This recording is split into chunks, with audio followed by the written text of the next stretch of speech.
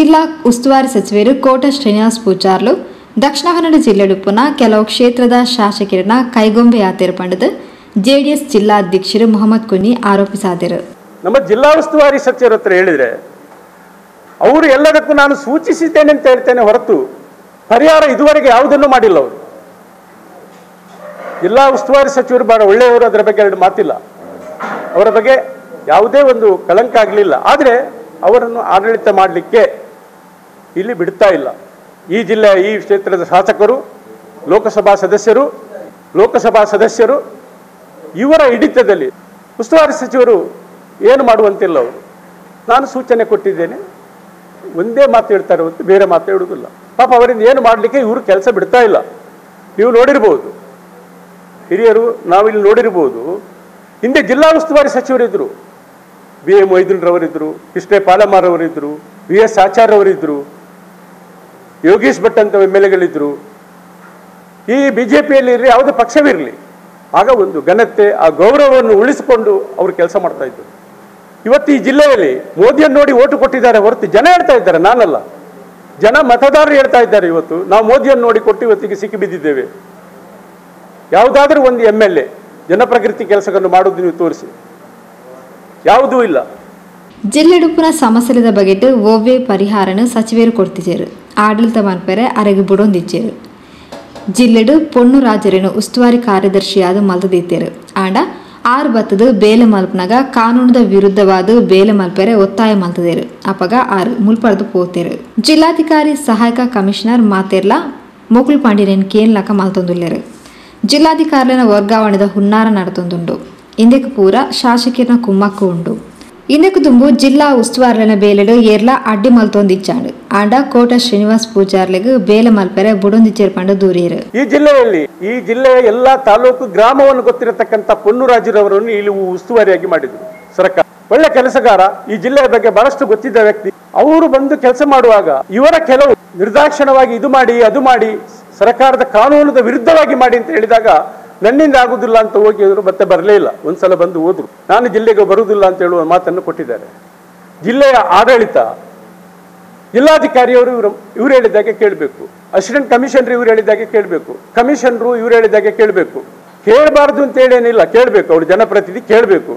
ಆದರೆ ಸರ್ಕಾರದ ಕಾನೂನು ವಿರುದ್ಧವಾಗಿ ಮಾಡಿ ಅಂತ ಹೇಳುವಂಥ ಬಲವಂತ ಇವತ್ತು ನಡೀತಾ ಇದೆ ಜಿಲ್ಲೆಯಲ್ಲಿ. ಜಿಲ್ಲಾಧಿಕಾರಿ ವರ್ಗಾವಣೆ ಆಗಬೇಕು, ಮತ್ತೊಬ್ಬರ ವರ್ಗಾವಣೆ ಮಾಡ್ತೇವೆ ಹೇಳುವಂಥ ಥ್ರೆಟ್ಟನ್ನು ಇವತ್ತು ಈ ಜಿಲ್ಲೆಯ ಶಾಸಕರು ಕೊಡ್ತಾ ಇದ್ದಾರೆ ಅಂತ ಹೇಳಿದ್ರೆ ಆಶ್ಚರ್ಯದ ಸಂಗತಿ. ಕೊರೋನಾ ಸಂದರ್ಭವನ್ನು ದುರುಪಯೋಗ ಮಲ್ತೊಂದು ಒವ್ವೇ ಮಾಹಿತಿ ಕೊರಂದೆ ಮಾರುಕಟ್ಟೆ ಬೇಲೆ ಮಲ್ತೊಂದುಪ್ಪುನ ವ್ಯಾಪಾರಿಲೇನು ತೆರವು ಮಲ್ತದೇರು. ಆಂಡ ಇತ್ತೆ ನ್ಯಾಯಾಲಯ ತಡೆಯಾಜ್ಞೆಯನ್ನು ಕೊಡ್ತುಂಡು. ಇಂದೆನ್ನು ಸರಿ ಮಲ್ತು ಜಿಂಡ ತಂಗ್ಳು ಉಗ್ರ ಹೋರಾಟನ ಮಲ್ಪ ಪಡೆದು ಮೊಹಮ್ಮದ್ ಕುನ್ನಿ ತೆರಿಪಾಯರು. ಒಂದು ಸೆಂಟ್ರಲ್ ಮಾರ್ಕೆಟ್ನ ಬಗ್ಗೆ, ಸೆಂಟ್ರಲ್ ಮಾರ್ಕೆಟ್ ಅನ್ನು ಅದು ಒಂದು 145 ಕೋಟಿ ರೂಪಾಯಿಯ ಪ್ರಾಜೆಕ್ಟ್ ನಾನು ತಿಳಿದ ಮಟ್ಟಿಗೆ ಕಾರ್ಪೊರೇಷನ್ನ ಸ್ಮಾರ್ಟ್ ಸಿಟಿಯಲ್ಲಿ. ಕೊರೋನಾ ಬಂದ ಸಂದರ್ಭದಲ್ಲಿ ಬೇರೆ ಯಾವ ರೀತಿಯಲ್ಲಿ ಅವರನ್ನು ಎಬ್ಬಿಸಲಿಕ್ಕೆ ಆಗುವುದಿಲ್ಲ. ಕೊರೋನಾ ಬಂದ ಸಂದರ್ಭದಲ್ಲಿ ಆ ಸಂದರ್ಭವನ್ನು ಉಪಯೋಗ ಮಾಡಿಕೊಂಡು ಶಿಫ್ಟ್ ಮಾಡಲಿಕ್ಕೆ ಹೊರಟರು. ಆಗಲಿ, ಅವರಿಗೆ ಶಿಫ್ಟ್ ಮಾಡೋದಕ್ಕೆ ಏನು ತೊಂದರೆ ಇಲ್ಲ, ಇವತ್ತೆಲ್ಲ ನಾಳೆ ಬೇಕಾದರೆ ಶಿಫ್ಟ್ ಆಗಲಿಕ್ಕೆ ರೆಡಿ ಇದ್ದಾರೆ ಅವರು. ಆದರೆ ಅವರಿಗೆ ಪರ್ಯಾಯ ಅವರ ತಂದೆಯ ಕಾಲದಿಂದ ಅವರು ವ್ಯಾಪಾರ ಮಾಡ್ತಿದ್ರು ಅಲ್ಲಿ. ಇವತ್ತು ನಿನ್ನೆ ವ್ಯಾಪಾರ ಮಾಡೋದಲ್ಲ, ಪರ್ಯಾಯ ವ್ಯವಸ್ಥೆಯನ್ನು ನೀವೊಂದು 6 ತಿಂಗಳಿರಿ, ಮತ್ತೆ ನಿಮಗೆ ಬೇರೆ ವ್ಯವಸ್ಥೆ ಮಾಡ್ತೇವೆ, ಇಲ್ಲದ್ರೆ ನಿಮಗೆ ಬೇರೆ ಒಂದು ವ್ಯವಸ್ಥೆಯನ್ನು ನಾವು ಮಾಡ್ತೇವೆ, ಹೊಸ ಬಿಲ್ಡಿಂಗ್ ಆದಾಗ ನಿಮಗೆ ಕನ್ಸೆಷನಲ್ಲಿ ಕೊಡ್ತೇವೆ, ಯಾವುದೂ ಒಂದು ಹೇಳದೆ ಒಂದು ಎಮರ್ಜೆನ್ಸಿ ಅಲ್ಲಿಂದ ಸ್ಥಳೀಯ ಶಾಸಕರು ಕುಮ್ಮುಕಿನ ಪ್ರಕಾರ ಜಿಲ್ಲಾಡಳಿತ ಅವರನ್ನೆಲ್ಲ ಎಬ್ಬಿಸಿ, ಕೆಲವರೆಲ್ಲ APMCಗೆ ಹೋದ್ರು, ಬಂದು ಮನೆಯಲ್ಲೇ ಕೂತ್ಕೊಂಡ್ರು. ಅದರಲ್ಲಿ ಎಲ್ಲ ಜಾತಿ ಮತದವರಿದ್ದಾರೆ, ಒಂದೇ ಜಾತಿಗೆ ಸೀಮಿತ ಪಟ್ಟದಲ್ಲ, ಎಲ್ಲ ಜಾತಿ ಮತದವರು ಇದ್ದಾರೆ. ಆದರೆ ಕೊನೆಗಳಿಗೆಲ್ಲ ಅವರು ಅನಿವಾರ್ಯವಾಗಿ ಅವರು ಉಚ್ಚ ನ್ಯಾಯಾಲಯಕ್ಕೆ ಹೋದ್ರು. ಉಚ್ಚ ನ್ಯಾಯಾಲಯದಲ್ಲಿ ನಮ್ಮ ಇಲ್ಲಿ ಅದರ ಬಗ್ಗೆ ಕೆಲಸ ಮಾಡಿರತಕ್ಕಂಥ ಹೋರಾಟ ಮಾಡಿದಂಥ ನಮ್ಮ ಪಕ್ಷದವರಾದಂಥ ಹನೀಫ್ರವರಿದ್ದಾರೆ. ಅದರ ಬಗ್ಗೆ ಅವರು ಹೋಗಿ ಉಚ್ಚ ನ್ಯಾಯಾಲಯದಿಂದ ಸ್ಟೇನ್ ತಂದರು.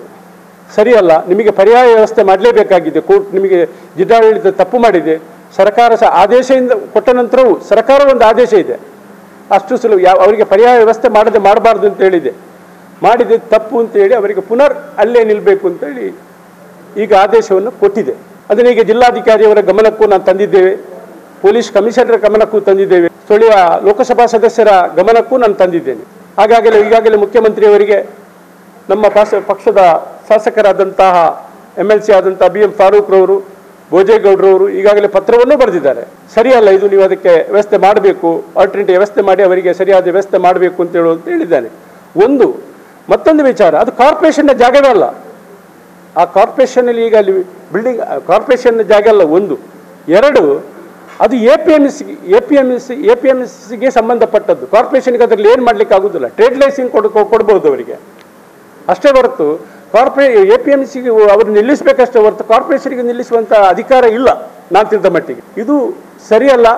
ಅವರಿಗೆ ಪರ್ಯಾಯ ವ್ಯವಸ್ಥೆ ಮಾಡುವವರೆಗೆ, ಈಗ ನಾಳೆಯಿಂದ ಅವರು ಪುನರಾರಂಭ ಮಾಡ್ತೇನೆ ಅಂತ ಹೇಳ್ತಾ ಇದ್ದಾರೆ. ಎಲ್ಲರೂ ಸೇರಿ ಅದರ ಬಗ್ಗೆ ಸಭೆ ಕರೆದುಕೊಂಡು ಅವರ ಸಮಿತಿಯವರು ಸೇರಿಕೊಂಡು ನಾವು ನಾಳೆ ಮಾಡ್ತೇವೆ, ಓಪನ್ ಮಾಡಿ ಮಾಡ್ತೇವೆ, ನಮಗೆ ಬೀದಿಯಲ್ಲಿ ಆಗಿದ್ದೇವೆ ನಾವೆಲ್ಲ ಹೇಳುವಂಥ ಪರಿಸ್ಥಿತಿ ಬಂದಿದೆ. ಆದ್ದರಿಂದ ಸರ್ಕಾರ, ಜಿಲ್ಲಾಧಿಕಾರಿಯವರಿಗೂ ಮೊನ್ನೆ ಭೇಟಿಯಾಗಿ ಮಾತಾಡಿದ್ದೇನೆ, ಪೊಲೀಸ್ ಕಮಿಷನರ್ವರಿಗೂ ನಾನು ಮಾತಾಡಿದ್ದೇನೆ, ನಾವೆಲ್ಲರೂ ಮಾತಾಡಿದ್ದೇವೆ. ಆದ್ದರಿಂದ ಅವರಿಗೆ ಅದನ್ನು ಸರ್ಕಾರ ಆದಷ್ಟು ಬೇಗ ಅದರ ವ್ಯವಸ್ಥೆಯನ್ನು ಮಾಡಿಕೊಡಬೇಕು ಅಂತ ನಾವು ಹೇಳ್ತೇವೆ. ಒಂದು ವೇಳೆ ಅದಕ್ಕೆ ಸರ್ಕಾರ ವಿರುದ್ಧವಾಗಿ ಯಾರೋ ಇಬ್ಬರಿಗೆ ಬೇಕಾಗಿ ಅದನ್ನು ಸ್ಮಾರ್ಟ್ ಸಿಟಿ ಹೆಸರಲ್ಲಿ ದೊಡ್ಡ ಒಂದು ಅವ್ಯವಹಾರ ನಡೆಯುವಂಥದ್ದು ಸ್ಕೀಮ್, ಅದು ಸರ್ಕಾರದಲ್ಲಿ ದುಡ್ಡಿಲ್ಲ ಈಗ. ಆದರೆ ಇದನ್ನು ಭಾಳ ತರಾತುರಿಯಲ್ಲಿ ಮಾಡುವಂಥ ಅದು ಮಾಡಲಿ. ಸ್ಮಾರ್ಟ್ ಸಿಟಿ ಬಂದರೆ ಒಳ್ಳೆಯದೇ ಅದು. ಆದರೆ ಪರ್ಯಾಯ ವ್ಯವಸ್ಥೆ ಮಾಡಬೇಕು. ಇಲ್ಲದ್ರೆ ನಮ್ಮ ಜಿಲ್ಲಾ ಜನತಾ ದಳ ಸಾರ್ವಜನಿಕರೆಲ್ಲ ಸೇರಿಕೊಂಡು ಅದರ ಬಗ್ಗೆ ಉಗ್ರ ಹೋರಾಟವನ್ನು ಮಾಡ್ತೇವೆ ಅಂತ ವಿಚಾರವನ್ನು ತಮ್ಮ ಗಮನಕ್ಕೆ ತರಲಿಕ್ಕೆ ಇಚ್ಛೆಪಡ್ತೇನೆ. ಮತ್ತೊಂದು ವಿಚಾರ, ನಿಮಗೆ ಗೊತ್ತಿರ್ಬೋದು, 3 ತಿಂಗಳು ಕೇಂದ್ರ ಸರ್ಕಾರ ಮತ್ತು ರಾಜ್ಯ ಸರ್ಕಾರ ಹೇಳಿತು,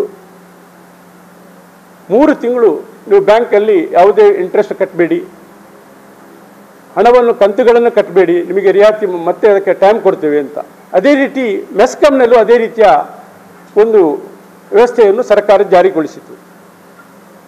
ಆದರೆ ಇವತ್ತು ಮೆಸ್ಕಾಂನ ಗತಿ ಎಲ್ಲಿವರೆಗೆ ಆಗಿದೆ ಅಂತ ಹೇಳಿದರೆ ಅದಕ್ಕೆ ಯಾರು ಕೇಳುವವರಿಲ್ಲ.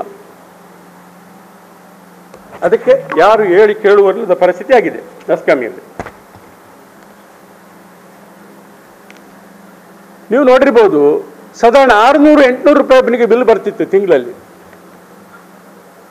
ಈಗ ಒಬ್ಬ ಬೆಂಗಳೂರವನು 14,000 ರೂಪಾಯಿ ಬಂದಿದೆ ಅವನಿಗೆ 2 ತಿಂಗಳಲ್ಲಿ.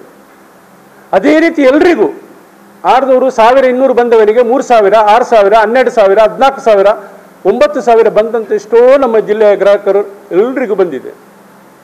ಈಗ ಈ ಕೊರೋನಾ ಸಂದರ್ಭದಲ್ಲಿ ಈ ಬಿಲ್ಲನ್ನು ಹಿಡ್ಕೊಂಡು ಸರ್ಕಾರ ಅವರನ್ನು KEB ಮೆಸ್ಕಾಂ ಅಧಿಕಾರಿಗಳ ಹತ್ರ ಹೋಗಿ ನಿಲ್ಲುವಂಥ ಪರಿಸ್ಥಿತಿಯನ್ನು ನಿರ್ಮಾಣ ಮಾಡಿಕೊಟ್ಟಿದೆ ರಾಜ್ಯ ಸರ್ಕಾರ ಅಂತ ಹೇಳಿದರೆ ತಪ್ಪಾಗಲಿಕ್ಕಿಲ್ಲ. ಒಂದದು ಇದು ಅವ್ಯವಸ್ಥೆ ಸರ್ಕಾರ. ಇದು ಸರ್ಕಾರ ಹೇಳಿದರೆ, ಯಡಿಯೂರಪ್ಪನವರ ಸರ್ಕಾರ ಹೇಳಿದರೆ ಮೆಸ್ಕಾಂನವರು ಕೇಳುವುದಿಲ್ಲ.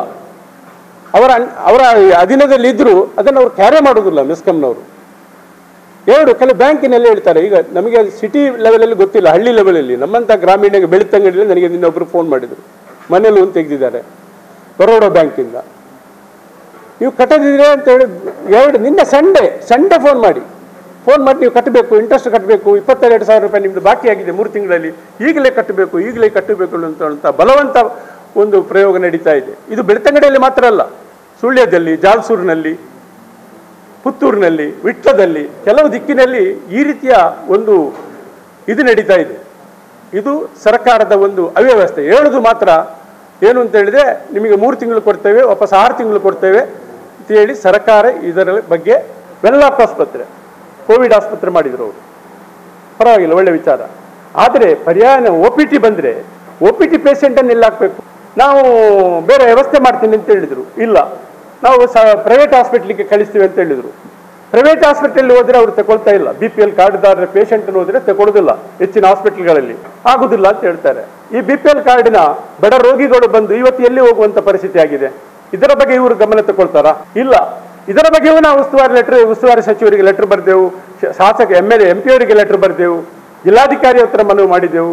ಇಲ್ಲ, ನಾವು ಪ್ರೈವೇಟ್ ಆಸ್ಪತ್ರೆ ಮಾಡ್ತೇವೆ, ಅದು ಕಟ್ಟುನಿಟ್ಟಿನ ಕ್ರಮ ತಗೊಳ್ತೇವೆ ಅಂತ ಹೇಳ್ತಾರೆ ಹೊರತು ಅದು ಪ್ರೈವೇಟ್ ಹಾಸ್ಪಿಟ್ಲ್ಗಳ ಲಾಬಿ ನಡೀತಾ ಇದೆ. ಈ ರೀತಿ ಆದರೆ ಹೇಗೆ? ಅದೇ ರೀತಿ ಬೇರೆ ಬೇರೆ ಈಗ ಜನವರಿಯಿಂದ ಯಾರಿಗೂ ಮಾಸಾಸನ ಬರ್ತಾ ಇಲ್ಲ. ಅಂಗವಿಕಲರು, ವೃದ್ಧರು, ವಿಧವೆಯರು, ಸಂಧ್ಯಾ ಸುರಕ್ಷಾ ಫಲಾನುಭವಿಗಳಿಗೆ ಯಾವುದೇ ಒಂದು ರೂಪಾಯಿ ಬರ್ತಾ ಇಲ್ಲ ಸರ್ಕಾರದಿಂದ. ಫೆಬ್ರವರಿಯಿಂದ, ಜನವರಿಯಲ್ಲಿ ಬಂದಿದೆ ಇಲ್ಲ ಅಂತ ಗೊತ್ತಿಲ್ಲ ನನಗೆ, ಫೆಬ್ರವರಿಯಿಂದ ಅಂತ ಯಾರಿಗೂ ಬರಲಿಲ್ಲ. ಸರ್ಕಾರದ ಕೇಳಿದ್ರೆ ಇವತ್ತು ಬರ್ತದೆ, ನಾಳೆ ಬರ್ತದೆ ಅಂತ ಹೇಳ್ತಾರೆ ಹೊರತು ಒಂದೇ ರೂಪಾಯಿ ಇದುವರೆಗೆ ಬಂದಿಲ್ಲ. ಇದರ ಬಗ್ಗೆ ಇವರು ಕ್ರಮ ಕೈಗೊಳ್ಳಬೇಕು ಅಂತ ನಾನು ಜಿಲ್ಲಾಡಳಿತದ ಮುಖಾಂತರ ರಾಜ್ಯ ಸರ್ಕಾರಕ್ಕೆ ಮನವಿಯನ್ನು ಮಾಡ್ತಾ ಇದ್ದೇನೆ. ಆದಷ್ಟು ಬೇಗ ಇವರಿಗೆ ಮಾಸಾಸನ ಕೊಡುವಂಥದ್ದು, ಅದು ವೃದ್ಧಾಪ್ಯ ವೇತನ. ಭಾಳ ಕಷ್ಟದಲ್ಲಿದ್ದಾರೆ. ಕೊರೋನಾ ಸಂದರ್ಭದಲ್ಲಿ ಕೆಲಸ ಇಲ್ಲದೆ ಮತ್ತೊಂದಿಲ್ಲದೆ ಮನೆಯಲ್ಲಿ ಕೂತ್ಕೊಂಡವರು ಎಷ್ಟೋ ಜನ ಇದ್ದಾರೆ. ಅಂಥವರಿಗೆ ಸರ್ಕಾರ ಇದನ್ನು ಕೊಡಬೇಕು. ಇವತ್ತು ಸರ್ಕಾರದಲ್ಲಿ ದುಡ್ಡಿಲ್ಲ. ಈ ಒಂದು ಉದಾಹರಣೆ ನಿಮಗೆ ಹೇಳ್ತೇನೆ. ಸರ್ಕಾರ ಇವತ್ತು ಒಂದು ತುರ್ತು ಪರಿಹಾರಕ್ಕೆ ಅಂತ ತಾಲೂಕು ಕಚೇರಿಗಳಲ್ಲಿ ತಹಶೀಲ್ದಾರಿಗೆ ಅಧಿಕಾರವನ್ನು ಕೊಟ್ಟಿರ್ತದೆ. ಇದನ್ನು ನೀವು ತುರ್ತು ಪರಿಸ್ಥಿತಿ ಕೊಡಿ. ಒಂದು ಬೆಂಕಿ ಮನೆಗೆ ಬಿದ್ದರೆ, ಅಲ್ಲ ಬಾವಿಗೆ ಯಾರಾದರೂ ಬಿದ್ದರೆ, ಮನೆ ಮತ್ತೊಂದಾದರೆ ಆ ಒಂದು 2,000 ರೂಪಾಯಿ ಆ ಸರ್ಕಾರದ ಖಜಾನೆಯಲ್ಲಿ ಅಂತ ಒಬ್ಬರು ತಹಶೀಲ್ದಾರ್ ನನಗೆ ನಿನ್ನೆ ಹೇಳ್ತಾರೆ ಕೇಳಿದಾಗ. ಈ ಪರಿಸ್ಥಿತಿಗೆ ಜಿಲ್ಲೆಯಲ್ಲಿ ಮುಟ್ಟಿದೆ. ಇವತ್ತು ಯಾವುದಾವುದೋ ದುಡ್ಡನ್ನು ಯಾವುದಾವುದಕ್ಕೂ ಶಿಫ್ಟ್ ಮಾಡಿ ಸರ್ಕಾರ ನಡೀತಾ ಇದೆ. ಜಿಲ್ಲೆಯ ಜಿಲ್ಲಾಧಿಕಾರಿ ಆಗಲಿ, ಪೊಲೀಸ್ ಕಮಿಷನರ್ ಆಗಲಿ, ಜಿಲ್ಲೆಯ ಎಲ್ಲ ಆಡಳಿತರು, ಪೊಲೀಸ್ ಎಲ್ಲರೂ ಬಹಳಷ್ಟು ಕೊರೋನಾ ಸಂದರ್ಭದಲ್ಲಿ ಒಳ್ಳೆ ಕೆಲಸ ಮಾಡಿದ್ದಾರೆ. ಅದರ ಬಗ್ಗೆ ಎರಡು ಮಾತಿಲ್ಲ. ಒಳ್ಳೆ ರೀತಿಯಲ್ಲಿ ಎಲ್ಲ ಅವರ ಜೀವವನ್ನು ಹಂಗಿಗೆ ತೊಟ್ಟು ಆಶಾ ಕಾರ್ಯಕರ್ತರು ಎಲ್ಲ ಬಹಳ ಒಳ್ಳೆ ರೀತಿಯಲ್ಲಿ ಕೆಲಸ ಮಾಡಿದ್ದಾರೆ. ಆದರೆ ಇವರ ಒತ್ತಡ, ಇವರ ಕಾನೂನು ಬಾಹಿರ ಕೆಲಸಗಳನ್ನು ಮಾಡಬೇಕು, ಕಾನೂನು ತಪ್ಪಿ ಮಾಡಬೇಕು ಅಂತ ಹೇಳಿದಾಗ ಅವರ ವರ್ಗಾವಣೆ ಮಾಡ್ತೇವೆ, ನೀವು ಈ ರೀತಿ ಮಾಡಿ ಆ ರೀತಿ ಮಾಡಿ ಹೇಳುವಂತಹ ವಿಚಾರಗಳು ಈಗ ನಡೀತಾ ಇರೋದು. ಇದನ್ನು ಸರಿಪಡಿಸಬೇಕು ಅಂತ ನಾನು ಹೇಳಲಿಕ್ಕೆ ಇಷ್ಟಪಡ್ತೀನಿ. ಜೆಡಿಎಸ್ ಪ್ರಮುಖರು ಒಟ್ಟಿಗೆ ಇದ್ದಾರೆ.